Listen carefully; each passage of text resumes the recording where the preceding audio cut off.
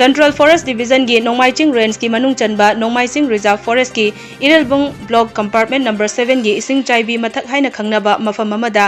ain gi Wangmada hat kun mathoirom sajinduna leirambadagi ngasi Forest Department ki staff singna Sidokhre loinana mai Thakhre Hill Range asida tha asigi kunda forest staff sing amadi police ki apunba team amana thibu humbagi thabak chathaduna ain gi Wangmada sa hatpa mioi manga amadi makoina sa fabada sijinnaba Nongmaiga konana fagat kraba tungda ngasi amuk Central Forest Division ki DFO ki charsu puriba Conservator of Forest RK Amarjit na luchingduna Central Forest Division ki makhada leiriba range mari gi Ranger sing staff sing amadi Sanjenban Police Outpost ki team amaga punna changsinduna mafam asida saramliba sang sing asi lokthokpagi thabak chathakibani loinana lamgi mapuni haiduna sangadugi manungda leiramba ahal singdasu RK Amarjit na mafam asi laingak ki lamni Reserve Forest ta lam koiba yade sang saba yade haiba nachingba wari saduna wakhal tahallamki hairi isagi yum kenuma sajalaba ko sumaina isagi nena khallaba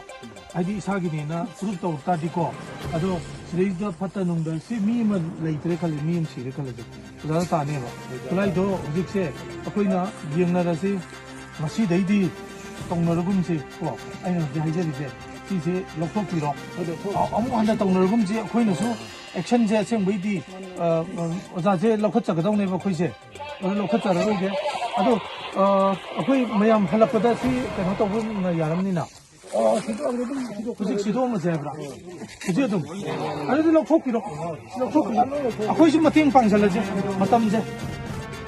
Iramasigi matangda Conservator of Forest RK Amarjit na pauche asida hai mafam asida saramliba sangsing asi khara amadi mai thadoktuna manghanki khara amana mai thabada forest ki atopa mafam singdasu mai na wairakpa yabagi oithokpa leiba maramna sidoklaga thanamki Reserve Forest ki area sing asida ingkhol koiriba sa tanba singna lam lousinduna leigani khunlingani haina changbirakpasi lepiu hairaduna mathangda sang saramba amadi sidok lamliba sing asisu lokthokna leiramba thengnarabadi aingi matungina matik chaba chairak pina bokhonagani haiki Nongmaiching Reserve Forest asigi manungda lamsing asi amana amada yonduna mathang yonabagi thawong mayam ama thengnai Reserve Forest ta ingkhol koiba chingda lam yonba haibasi aina yade masi laingak ki lamni hairaduna kanagumba singnasu chingda lam leibiganu ingkhol koibiganu karigumba thengnarabadi Indian Forest Act 1927 gi section 26 ki makhada dandi phangani haiki panba yabadi Hill Range asigi khalom chatpa lambigi area da tha asigi kundasu sa hatpa phaba lakpa mioi manga nongmaiga konana fagatpa amadi makoina saramba sangsu sidokhiba laikhrabani Masita sunatana fagat kiba makoi mangana fongdok charakpada mafam aduda nauna khunda laita nabagi damaksu yengsinba lakpani hainasu fongdok kiba laikhrabani koi nahan koi gi range officer Nongmaiching na luchinga kanda koi gi operation hai tare search operation chathagi baduda akoina ujarakpa sang khara laihowi na tajabadagi akoina ngasi je Central Forest Division gi range mari makki staff sing punjalaga aduga akoigi Sanjenbam gi police outpost am lairisi moigi staff singa loina na ngasi se koi sang sing si lokthokpagi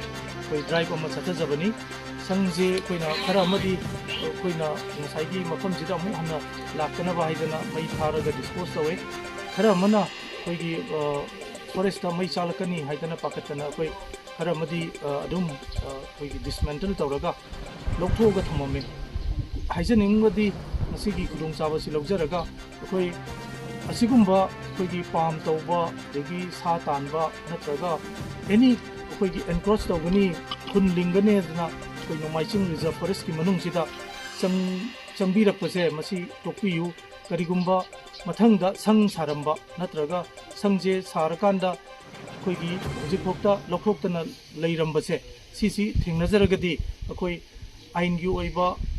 mateng lawjaraga court ki mateng lawjaraga koi soidana hakpa chairak pinaba manajagani haibado ngasi thamjage Nongmaiching Reserve Forest ki manung sida akoina sum tajabada lamji mi amana amada yonba aduga mathang yona kitana adugumba mayam thengnajai aduga ingkhol koiramba adumaina yola matungda Reserve Forest natraga ching lam yonba leiba tawbase masi yadabani masai yoliba midudasu title leitabani na masi sarkar gi property ni national property ni aduna sarkar gi property oriba public property oribase ꯌꯣꯟꯕ ꯌꯥꯗꯦ ꯑꯗꯨꯅ ꯑꯇꯣꯞꯄ ꯑꯩꯈꯣꯏꯒꯤ ꯃꯤꯑꯣꯏꯁꯤꯡꯅ ꯀꯔꯤꯒꯨꯝꯕ ꯃꯤ ꯈꯔꯅ ꯂꯝ ꯌꯣꯟꯒꯦ ꯏꯪꯈꯣꯜ ꯀꯣꯏꯌꯨ ꯆꯤꯡ ꯃꯊꯛꯇꯅꯤ ꯑꯩꯈꯣꯏꯒꯤ ꯅꯣꯡꯃꯥꯏꯆꯤꯡ ꯕꯥꯔꯣꯅꯤ ꯆꯤꯡꯗꯅꯤ ꯀꯥꯏꯅ ꯍꯥꯏꯕ ꯑꯗꯨꯒꯨꯝꯕ ꯌꯥꯎꯔꯒꯗꯤ ꯃꯗꯨ ꯇꯧꯕꯤꯒꯅꯨ ꯀꯔꯤꯒꯨꯝꯕ ꯏꯪꯈꯣꯜ ꯀꯣꯏꯕ ꯑꯗꯒꯤ ꯂꯧ ꯎꯕꯅꯆꯤꯡꯕ ꯇꯧꯔꯝꯃꯒꯗꯤ ꯃꯗꯨ ꯏꯟꯗꯤꯌꯟ ꯐꯣꯔꯦꯁ ꯑꯦꯛꯀꯤ